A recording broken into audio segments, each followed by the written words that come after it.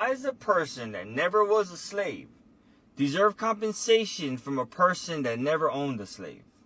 Bank of America and much of the U.S. financial system were built on the profits from slavery, using enslaved people as loan collateral and even owning them when debts weren't paid. These same institutions, which grew into billion-dollar corporations from the slavery of our ancestors, continue to uphold systems of institutional racism that today prevent Black people from building generational wealth. The horrors of slavery didn't end with emancipation. They left deep scars that still shape the lives of Black people today. This inherited trauma, known as post-traumatic slave syndrome, is rooted in generations of violence, ripped apart families, and stolen identity. It continues to affect mental health, family relationships, and the overall well-being of Black people. The U.S. government has paid reparations to Japanese Americans interned during World War II and even Americans held hostage in Iran.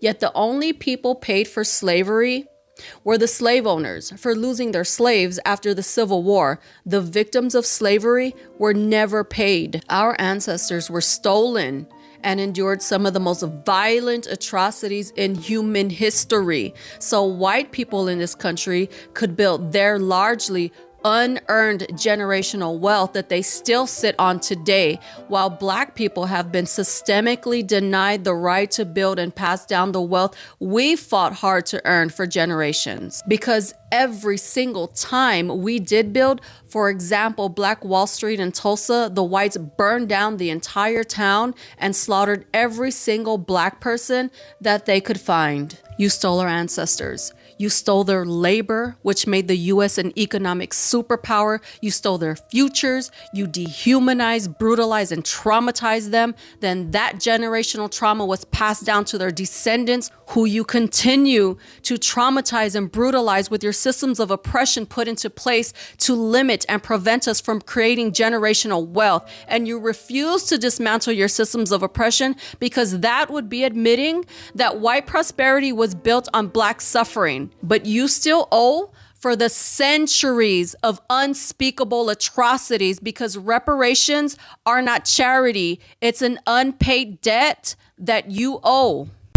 So let's get this straight.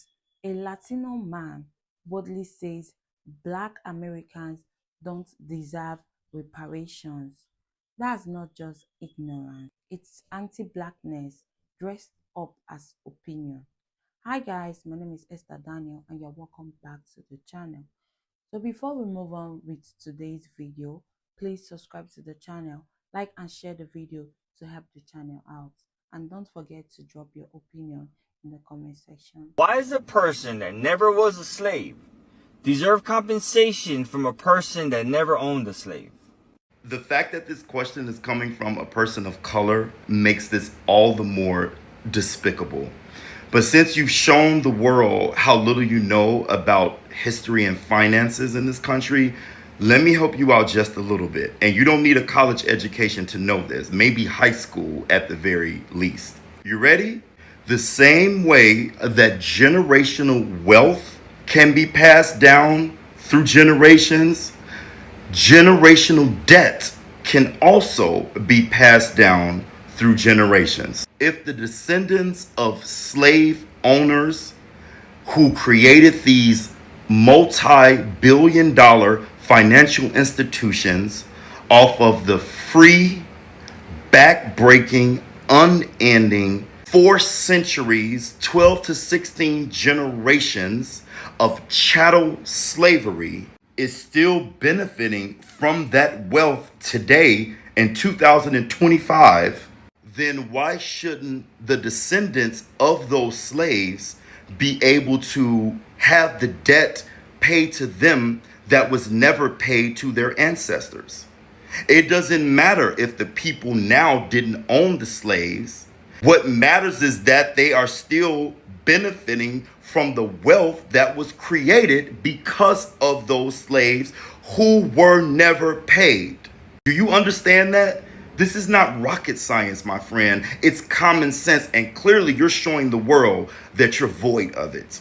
And I'm not really sure what you're hoping to get out of this, But if you think your pandering, pick me ass behavior is going to get those same descendants of that generational wealth to give you a few dollars, then you have truly lost your mind. You will never be picked. You will never be in the situation that black people are in today to be owed that generational debt.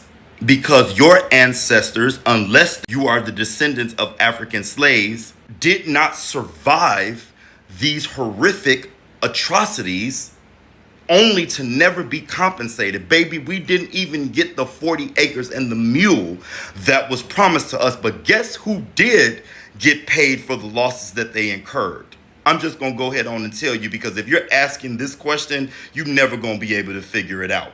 The slave owners, which provided more wealth that they were able to invest and turn into business, multiply exponentially, and pass down through generations. I hope that helps you. Why does a person that never was a slave deserve compensation from a person that never owned a slave? That's very interesting, right? Because I can guarantee you with absolute certainty that not a single person has ever showed up to your front door asking you for reparations for slavery. The people who are asking for reparations for slavery, they're asking it from the government, okay? Because just like the Japanese descendants that were in America, okay, that were locked up in internment camps, the government of the United States, right, paid them reparations, okay? And in the District of Columbia, I know the government also paid reparations to the slave owners that lost their property, aka they lost their slaves, right? At the end of slavery, the government paid them reparations. So when people are asking for reparations, they're not asking it from you. They are definitely not asking it from you, and I can put money on that, okay? Because nobody's ever showed up to the front of your house and asked you to pay them reparations for slavery. Nobody's doing that. So I don't understand what your video is trying to imply. Okay, nobody's asking you or your grandma or your sister or your brother or some other white person. Nobody's asking them for reparations. They're asking the government for reparations. I hope that helps. I could have heard a whole bunch of insults your direction, but I'm just guessing it's, ignorance or the way, history is taught in this country, or you're choosing to not reason with logical certainty. Either way, keep it PG or whatever. Good luck. Good luck. It feels like the people in power want to be glorified slave owners. Like, I think at this point, being a slave owner, that just must be a genetic thing. Because how much do they want to control people? Like, how much control do they want to have over the everyday person? So, like, oh, you have to go work. And if you don't work, then you're going to be homeless. If you're homeless, then we might put you in jail, so you have to work for us anyway. You're going to make us money either way. We're going to do what we want to do.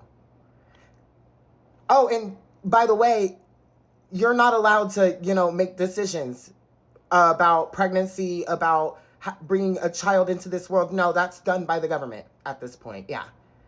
No abortion for you. No. It's like, y'all just want to be glorified slave owners. You want to own people. You want to own people and have them do work for you and then birth more slaves for you and your system in order to make you more money. That literally is just a glorified slave owner. So what are we doing here? Like, so I'm going to say this because I just saw a video pop across my timeline that was strange and a bit disturbing to me. But I'm gonna put it to you this way. If you are black and you out here talking about somebody can call you a vine-swinging monkey and you still gonna show up for them, baby, what you are talking about is not solidarity. That is servitude. Okay, that is a degradation kink. You are offering up your services as a sub. And go with your move, live your life. I don't kink shame over here, okay? But you don't get to project that onto the rest of us and chastise us because we don't want to participate in that particular power dynamic. Here's the thing. Solidarity is absolutely important. Yes, struggles globally are interwoven and there's a lot to be gained from us fighting together. However, we must at all times insist upon our humanity, especially because anti-blackness is global, especially because folks worldwide have been conditioned and indoctrinated to not view and treat us as human beings, but to treat us as sites of labor and sites of extraction and sites of production. So we have to employ some sense of transaction in order to retrain folks to engage with us as human beings. Now, I don't know what kind of trash pandas is in your bloodline that would possess you to get online and say some crazy shit like that with your whole chest. But I implore you, if you got some elders, if you got some whatever, go get in community with them, because coming on here and saying some shit like that is wild. Okay? Wild.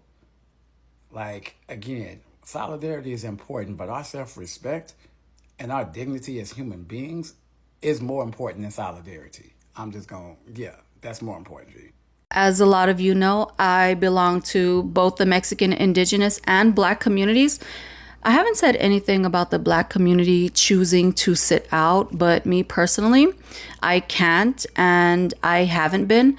I can feel my ancestors breathing down my neck, and I know they face down challenges far greater than anything that I could ever imagine. So for me to sit out in this moment in the face of fascism, where we're about to lose all of the rights that my ancestors dedicated their entire lives fighting for so that I could exist with even a sliver of freedom, would be a huge slap in their face. On the other hand, I'm so ashamed, disappointed, and above all, seething with anger at those Mexican and Latino MAGAs who helped bring us to this point. The low down, dirty betrayal of November 5th is unforgivable. On top of that, we still have some disrespectful Latinos antagonizing the Black community and even using the N-word. I put my dick on your plate, nigga. Fuck your family, fuck your kids, nigga. That nigga right there. Do you go to Kava? Yeah, you do, nigga. Stop playing. So I understand why y'all don't want to go out and protest with their disrespectful, backstabbing asses. I get it. I also keep hearing people say this is not our fight, which I disagree with, although it's definitely a fight that we really tried so hard to avoid. It's a fight that we did not want, but sadly, we are here now. As much as you keep telling yourself this is not your fight, it is. Everything that our Third Reich government is doing negatively impacts Black people, even the ICE raids. Black people are also being hunted by ICE and getting deported. As someone who belongs to both communities, I am feeling the pain from both sides. The grief, the rage, the exhaustion, all of it. I'm not here to tell anybody what to do. You need to sit this out to protect your peace. Sit it out. You want to protest? Go protest. If your way of fighting looks different, like donating, educating, boycotting, organizing quietly, do that. You do what is right in your spirit. This was just weighing on me so heavily, and I just wanted to get it out. I hope everyone enjoys your day, and I hope that you all are taking care of your mind, body, and spirit during these Hunger Games.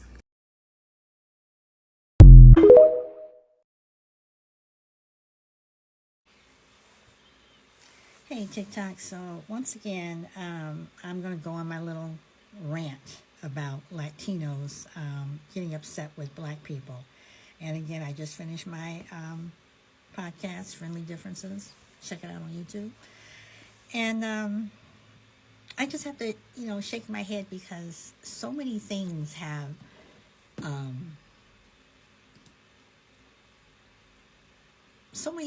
transpired during these ICE raids. you know, Latinos are really upset that black people are not out there. And as one person said, you know, why are you not asking the Muslims? You know, the Asians, you know, the Palestinians. Why are you not asking them? Why are you asking us? You know, and I do take offense that you try to intermingle your pain with ours. We don't have the same pain, y'all. We don't have the same pain. And as somebody on my podcast said, y'all are being deported, taken back across the border. Y'all are being deported. They kill us. And I saw a TikTok the other day of some, you know, Latino girl boo-hooing. You don't know what it's like to be taken out of your home and dragged out of your home. You don't know what it's like to do that and you know, be put somewhere and then they take you back across the border. You don't know what it's like. Yeah, really? Y'all get across the border? They took us to the nearest tree. They took us to the nearest tree. We do know what it's like to be dragged out of your home. Why don't you, you know, talk to Emmett Till? Oh, can't do that because he's dead.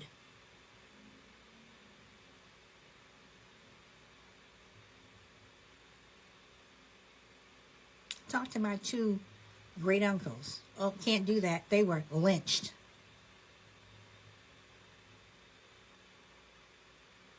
We don't know what it's like. How dare Latinos who are upset with black people because we're not protesting with you. I'm sorry, this thing just pisses me off. That you want to compare your experience with mine. With the black experience. You cannot do that. You have no right to our pain. You have no right to our trauma.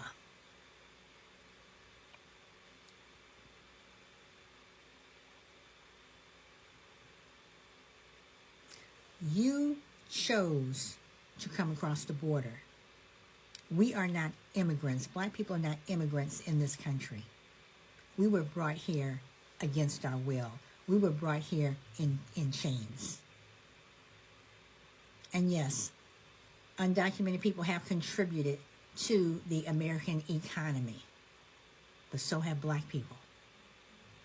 And we did it with our lives, with our blood, with our children's blood. Yes, they did family separations back in 2016. They're probably still doing it now. But our families were separated long before yours were. Long before yours were. We know what it's like to have family separations. Hell, they separated black families just so they can get public housing. The father had to leave the family. So now they dog us saying, oh, these single women, you all don't have fathers.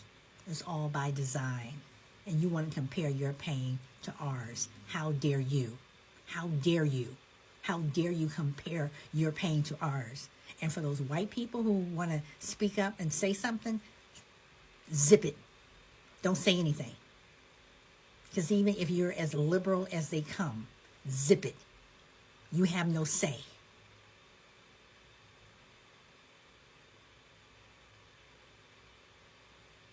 The only people that I would listen to in terms of comparing pain are Native American indigenous people. But I will not listen to a Latino say that our pain is the same. It is not. You chose to vote for Donald Trump. We're voting for Donald Trump. You had your way of protesting last November. You need to talk to your family members who voted for Trump overwhelmingly in 2016, in 2020, and in 2024. And I'll say it again. Democrats can be just as evil as Trumpers. I'm not going to say Republicans because there is no Republican Party anymore. They're Trumpers. But black folks, again, we know we're collateral damage. We know we're at the bottom of the totem pole. We know that neither party is for us. We know y'all Latinos out there calling us the N-word while you won't want us to sit up there and protest with you. We know Asians are out there calling us the N-word while they want us to protest with them. We know what people are saying about us. We know how people feel about us. But at least Democrats were pretending to say that, hey, we'll give you a path to citizenship. They've been saying it for forever. And y'all been saying, nope, we gonna vote this way. You consistently vote against your interests. I'm not coming to help you. If you're consistently putting your hand into the fire, I'm not going to be there with the water hose to put the fire out. I'm not going to be there with the bandits, with the bandages and the ointment to soothe your hand because you keep putting your hand in the fire. I'm going to let your house burn. I'm not standing with you. I'm not protesting with you because you're being deported. Talk to the people in your own group who voted for this man, who told you what he was going to do, who had a 900-plus page book called Project 2025, who told you what he was going to do. But don't you dare come and compare your pain to ours. Like I said, they're taking y'all across the border. They're killing us. And they took us to the nearest tree. How dare you? And I'm going to keep saying this. I'm going to keep saying this. And if you don't like it, don't listen. But my pain and my trauma and the pain and trauma of black folks and our ancestors do not mix with yours.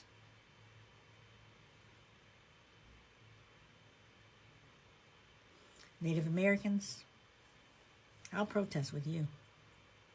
I'll stand with you. I'll walk with you. All these Native Americans who, especially women who are disappearing mysteriously, yeah, I got my own little thing about that too. All by design. But Latinos, I'm not standing with you. Not on this. I'm sitting it out. We need a rest, black folks do. For me, you're on your own. Until next time, peace.